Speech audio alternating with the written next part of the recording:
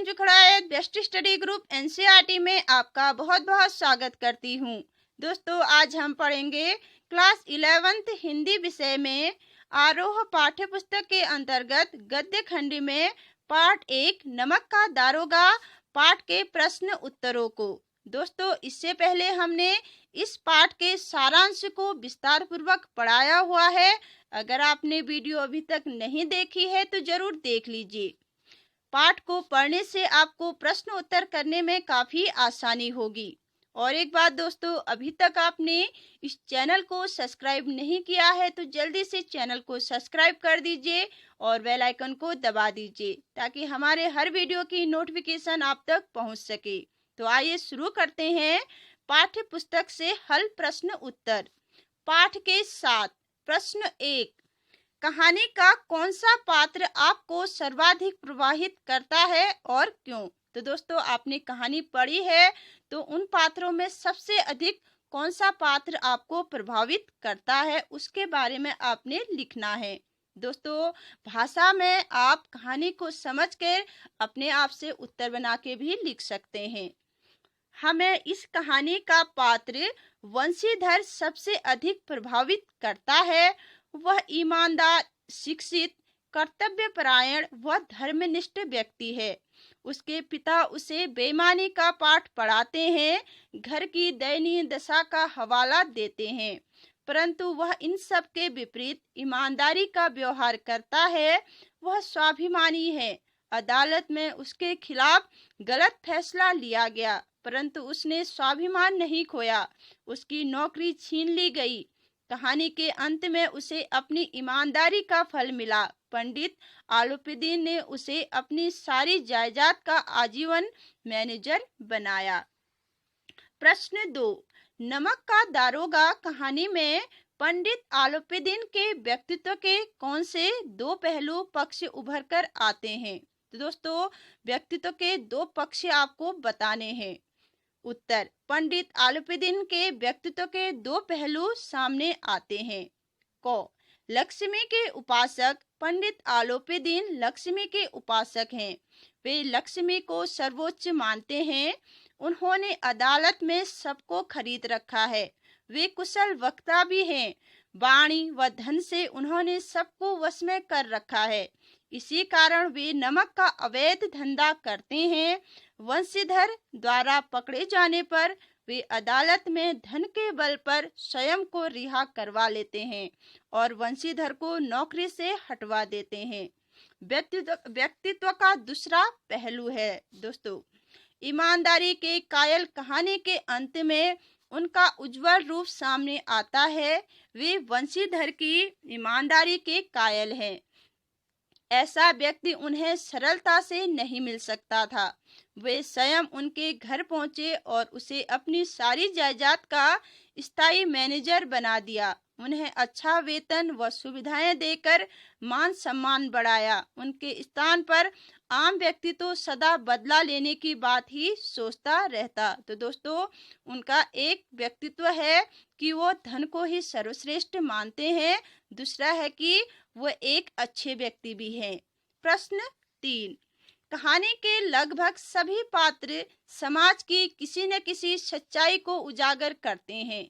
निम्नलिखित पात्रों के संदर्भ में पाठ से उस अंश को उद्धृत करते हुए बताइए कि यह समाज की किस सच्चाई को उजागर करते हैं। क, वृद्ध मुंशी, ख, वकील, ग, शहर की भीड़। तो उत्तर में पहला क है वृद्ध मुंशी। यह वंशीधर का पिता है जो भ्रष्ट चरित्र का प्रतिनिधि है।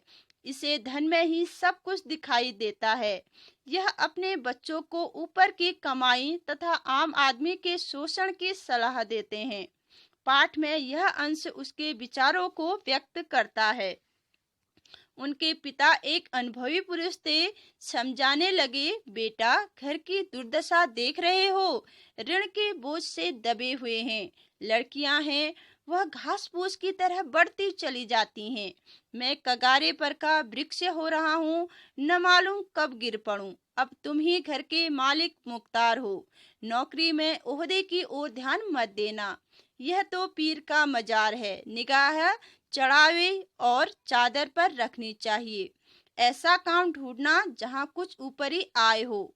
मासिक वेतन तो पूर्णमासी का चांद है जो एक दिन दिखाई देता है और घटते घटते लुप्त हो जाता है। ऊपरी आय बहता हुआ स्रोत है जिससे सदैव प्यास बुझती है। वेतन मनुष्य देता है, इसी से उसमें वृद्धि नहीं होती। ऊपरी आमदनी ईश्वर देता है, इसी से उसकी बरकत होती है। तुम स्वयं विद्वान हो, तुम्हें क्या समझाऊं। इस विषय में विवेक की बड़ी आवश्यकता है। मनुष्य को देखो, उसकी आवश्यकता को देखो और अवसर को देखो। उसके उपरांत जो उचित समझो वो करो। गरज वाले आदमी के साथ कठोरता करने में लाभ ही लाभ है। बेगरज को दाव पर पाना जरा कठिन है। इन बातों को निगाह में बांध लो।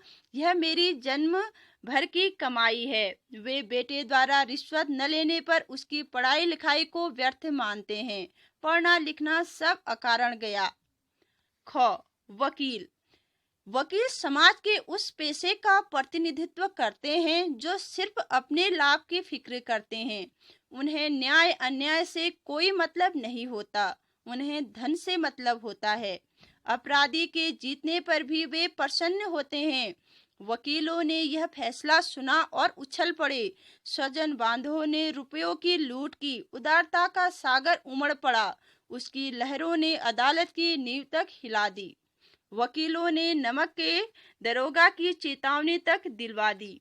यद्यपि नमक के दरोगा मुंशी वंशीधर का अधिक दोष नहीं है, लेकिन यह बड़े खेद की बात है कि उसकी उदंडता और विचारहीनता के कारण एक भले मानस को झेलना पड़ा। नमक के मुकदमे की बड़ी हुई नमक हलाली ने उसके विवेक और बुद्धि को भ्रष्ट कर दिया। भविष्य में उसे होशियार रहना चाहिए।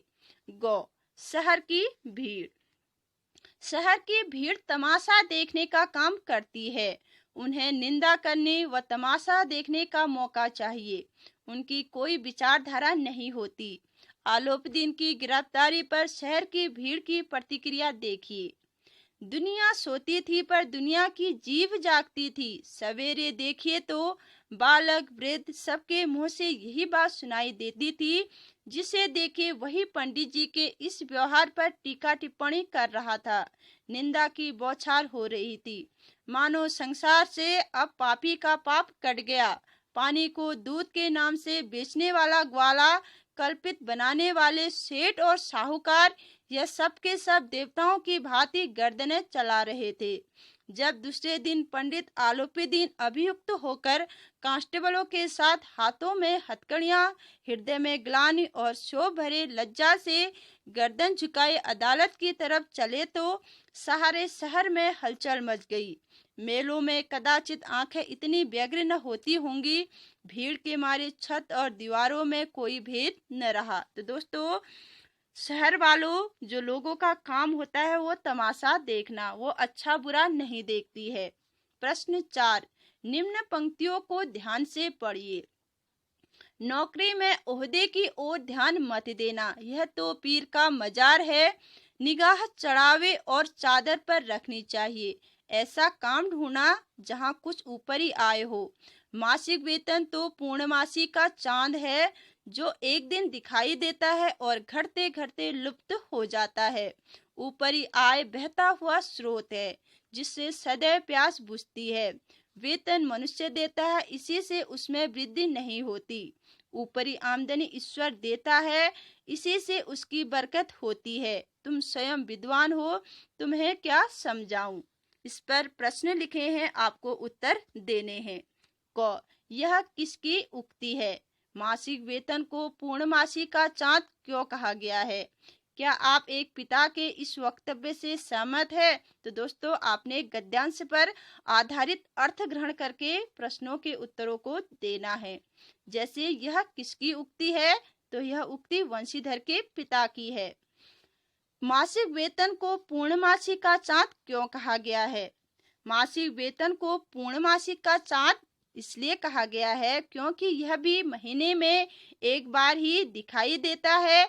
इसके बाद यह घटता चला जाता है और अंत में वह समाप्त हो जाता है।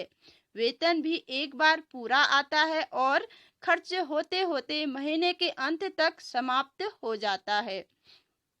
प्रश्न ग है, क्या आप एक पिता के इस वक्तव्य से सहमत है? मैं पिता के इस वक्तव्य से सहमत नहीं हूँ। पिता का कर्तव्य पुत्र को सही रास्ते पर चलाना होता है, परंतु यहाँ पिता स्वयं ही भ्रष्टाचार के रास्ते पर चलने की सलाह दे रहा है। दोस्तों, प्रश्न 5 है, नमक का दरोगा कहानी के कोई दो अन्य शीर्षक बताते हुए उसके आधार को भी स्पष्ट कीजिए। तो दोस्तों, नमक का दरोगा एक कहानी का नाम है, तो आपको कहानी का कोई और नाम सोचकर बताना है, और वो नाम आप क्यों लिख रहे हैं वो भी आपने लिखना है। इस कहानी के अन्य शीर्षक हो सकते हैं, जैसे सत्य की जीत। इस कहानी में सत्य शुरू में भी प्रभावी रहा और अंत में भी वंशीधर के सत्य के सामने आलोपीदीन को हार माननी पड़ी। दूसरा है ईमानदारी। वंशीधर ईमानदार था, वह भारी रिश्वत से भी नहीं प्रभावित हुआ। अदालत में उसे हार मिली, नौकरी छूटी, परंतु उसने ईमानदारी का त्याग नहीं किया। अंत में आलोपीदीन स्वयं उसके घर पहुंचे और इस गुण के कारण उसे अपनी समस्त जायदाद का मैनेजर बनाया। तो दोस्तों, ईमानदारी और सत्यता की हमेशा जीत होती है। प्रश्न 6, कहानी के अंत में आलोपीदीन के वंशीधर को मैनेजर नियुक्त करने के पीछे क्या कारण हो सकते हैं? तर्क सहित उत्तर दीजिए। आप इस कहानी का अंत किस प्रकार करते? तो दोस्तों, आपने अपने विचार से इस उत्तर को लिखना है। उत्तर जैसे, कहानी के अंत में आलोपीदीन ने वंशीधर को मैनेजर नियुक्त कर दिया। इसके निम्नलिखित कारण हो सकते हैं। क, आलोपीदीन स्वयं भ्रष्ट था, परंतु उसे अपनी जायदाद को संभालने के लिए ईमानदार व्यक्ति की जरूरत थी। वंशीधर उसकी दृष्टि में एक योग्य व्यक्ति था, क्योंकि आलोपीदीन ने अभी तक एक ईमानदार व्यक्ति को नहीं देखा था। ख, आलोपीदीन आत्मग्लानि से भी पीड़ित था। उसे ईमानदार व कर्तव्यनिष्ठ व्यक्ति की नौकरी छीनने का दुख था। मैं इस कहानी का अंत इस प्रकार करना, ग्लानि से भरे आलोपीदीन वंशीधर के पास गए और वंशीधर के समक्ष ऊंचे वेतन के साथ मैनेजर पद देने का प्रस्ताव रखा। यह सुन वंशीधर ने कहा, यदि आपको अपने किए पर ग्लानि हो रही है तो अपना जुर्म अदालत में कबूल कर लीजिए। आलोपीदीन ने वंशीधर की शर्त मान ली। अदालत ने सारी सच्चाई जानकर वंशीधर को नौकरी पर रखने का आदेश दिया। वंशीधर सेवानिवृत्त तक ईमानदारी पूर्वक नौकरी करते रहे। सेवानिवृत्ति के उपरांत आलोपीदीन ने वंशीधर को अपने समस्त कार्यभार के लिए मैनेजर नियुक्त कर लिया। तो दोस्तों, अब है पाठ के आसपास। दोस्तों, कभी भी हो आप अपने पाठ के सभी प्रश्न उत्तरों को कर लीजिए, क्योंकि सभी प्रश्न उत्तर करने से आपका भाषा ज्ञान, व्याकरण अच्छा होगा, आगे बढ़ेगा और आप अपने प्रश्नों को स्वयं करने के लायक बन जाएंगे। जैसे प्रश्न 1 है, दारोगा वंशीधर गैर कानूनी कार्यों की वजह से पंडित आलोपीदीन को गिरफ्तार करता है, लेकिन कहानी के अंत में इसी पंडित आलोपीदीन की सहृदयता पर मुक्त होकर उसके यहाँ मैनेजरी की नौकरी को तैयार हो जाता है। आपके विचार से वंशीधर का ऐसा करना उचित था? आप उसकी जगह होते तो क्या करते? तो दोस्तों, यह आपको सोच समझकर लिखना है। भले ही यह आपके प्रश्न पत्र में न पूछा जाए, लेकिन आपको इन सभी प्रश्नों के उत्तर देने योग्य होना चाहिए, जो आगे चल के आपको बहुत अच्छा लगेगा, आपको बहुत योग्य बनाएगा। उत्तर, वंशीधर ईमानदार व सत्यनिष्ठ व्यक्ति था। दारोगा के पद पर रहते हुए उसने पद के साथ नमक हलाली की तथा उस पद की गरिमा को ध्यान में रखते हुए ईमानदारी, सतर्कता से कार्य किया। उसने भारी रिश्वत को ठुकराकर पंडित आलोपीदीन जैसे प्रभावी व्यक्ति को गिरफ्तार किया। उसने गैरकानूनी कार्य को रोका। उसी आलोपीदीन ने जब उसे अपनी जायदाद का मैनेजर बनाया तो वह उसकी नौकरी करने के लिए तैयार हो गया। वह पद के प्रति कर्तव्यनिष्ठ था। उसकी जगह हम भी वही करते जो वंशीधर ने किया। प्रश्न 2 है, नमक विभाग के दरोगा पद के लिए बड़ों बड़ों का जी ललचाता है। वर्तमान समाज में ऐसा कौन सा पद होगा जिसे पाने के लिए लोग लालायित रहते होंगे और क्यों? उत्तर, आज समाज में IAS, IPS, IFS, आयकर, बिक्री कर आदि की नौकरियों के लिए लोग लालायित रहते हैं, क्योंकि इन सभी पदों पर ऊपर की आमदनी के साथ साथ पद का रौब भी मिलता है। ये देश के नीति निर्धारक भी होते हैं।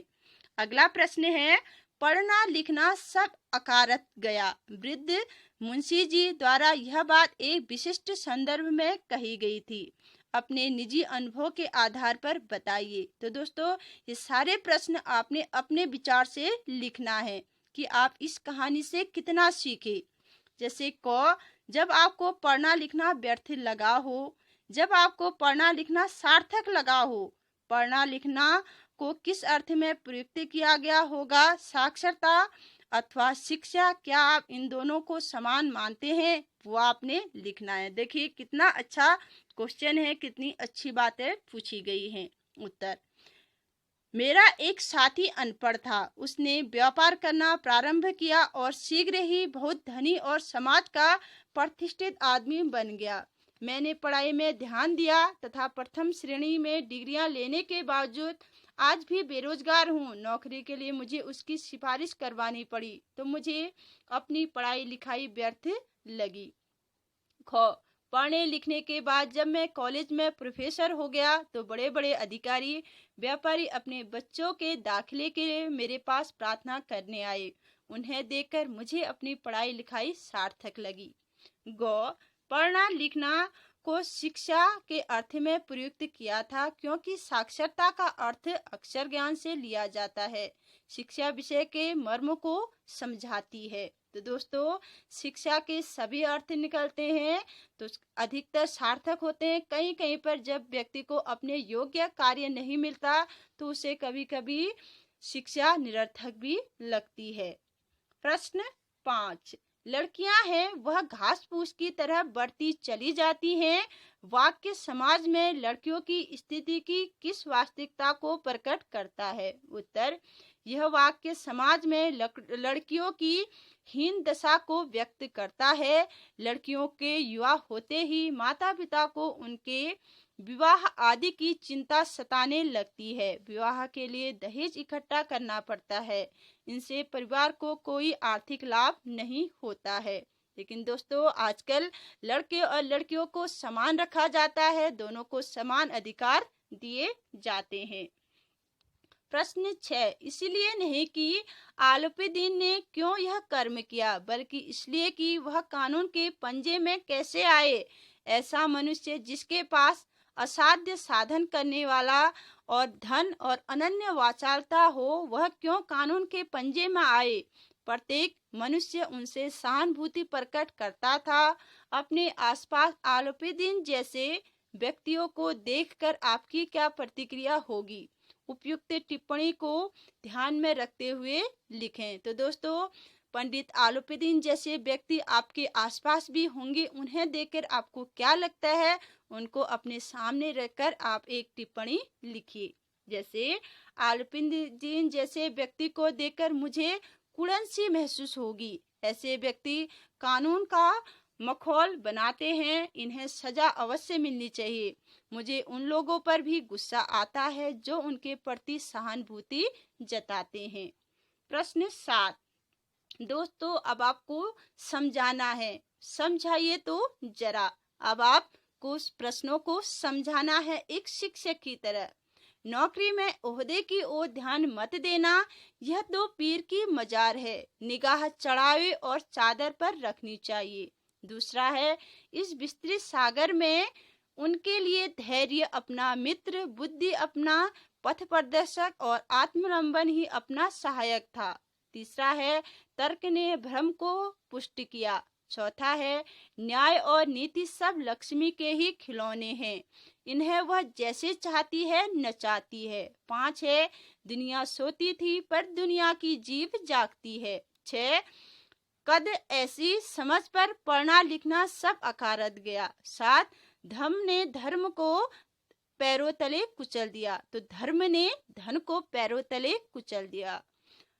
प्रश्न अगला है, न्याय के मैदान में धर्म और धन में युद्ध ठन गया। तो आपको समझाकर इसका उत्तर लिखना है। जैसे पहले का उत्तर है, नौकरी में पद को महत्व न देकर उससे होने वाली ऊपर की कमाई पर ध्यान देना चाहिए। आपको उसी को समझा के लिखना है। जैसे दूसरा है, इस संसार में व्यक्ति के जीवन संघर्ष में धैर्य, बुद्धि, आत्मलंबन ही कर्मशः मित्र, पथ प्रदर्शक व सहायक का काम करते हैं। हर व्यक्ति अकेला होता है, उसे स्वयं ही सब कुछ पाना होता है। तीसरे का है, मनुष्य के मन में भ्रम रहता है। अनेक स्थितियों में फंसे होने पर जब व्यक्ति तर्क करता है तो सारे भ्रम दूर हो जाते हैं, यह संदेह पुष्टि हो जाती है। चौथा है, इसका अर्थ है कि धन से न्याय व नीति को भी प्रभावित किया जाता है। धन से मर्जी का न्याय लिया जा सकता है तथा नीतियां भी अपने हक की बनाई जा सकती है। यह सब धन की संकेतों पर नाचने वाली कठपुतलियां हैं। पांचवे का उत्तर है, यह संसार के स्वभाव पर तीखी टिप्पणी है। संसार में लोग कुछ करे या न करे दूसरे की निंदा करते हैं, हालांकि निंदा करने वालों को अपनी कमी का ध्यान नहीं रहता। तो दोस्तों, संसार में ऐसे बहुत सारे लोग होते हैं जो अपना काम छोड़कर दूसरे की निंदा करते रहते हैं। प्रश्न 6 का उत्तर है, यह बात बूढ़े मुंशी ने कही थी। उन्हें वंशीधर द्वारा रिश्वत के मौके को ठुकराने का दुख है। इस नासमझी के कारण वह उसकी पढ़ाई लिखाई को निरर्थक मानता है। प्रश्न 7 का उत्तर है, धर्म मानव की दिशा निर्धारित करता है। सत्यनिष्ठ के कारण वंशीधर ने आलोपीदीन द्वारा 40,000 रुपए की पेशकश को ठुकरा दिया। उसके धर्म ने धन को कुचल दिया। प्रश्न 8 का उत्तर है, यहाँ अदालतों की कार्यशैली पर व्यंग है। अदालतें न्याय का मंदिर कही जाती है, परंतु यहाँ भी सब कुछ बिकाऊ था। धन के कारण न्याय के सभी शस्त्र सत्य को असत्य सिद्ध करने में जुट गए। सत्य की तरफ अकेला वंशीधर था, अतः वहाँ धन व धर्म में युद्ध सा हो रहा था। दोस्तों, अब है भाषा की बात। प्रश्न 1, भाषा की चित्रात्मक लोकोक्ति और मुहावरों का जानदार उपयोग तथा हिंदी उर्दू के साझा रूप एवं बोलचाल की भाषा के लिहाज से यह कहानी अद्भुत है। कहानी में से ऐसे उदाहरण छांटकर लिखिए और यह भी बताइए कि इनके प्रयोग से किस तरह कहानी कथ्य अधिक असरदार बना है। तो उत्तर है क, चित्रात्मक। वकीलों ने फैसला सुना और उछल पड़े। पंडित आलोपीदीन मुस्कुराते हुए बाहर निकले। स्वजन बांधवों ने रुपयों की लूट की। उदारता का सागर उमड़ पड़ा। उसकी लहरों ने अदालत की नींव तक हिला दी। जब वंशीधर बाहर निकले तो चारों ओर से उनके ऊपर व्यंग बाणों की वर्षा होने लगी। अब आपको बताने हैं लोकोक्तियां व मुहावरे।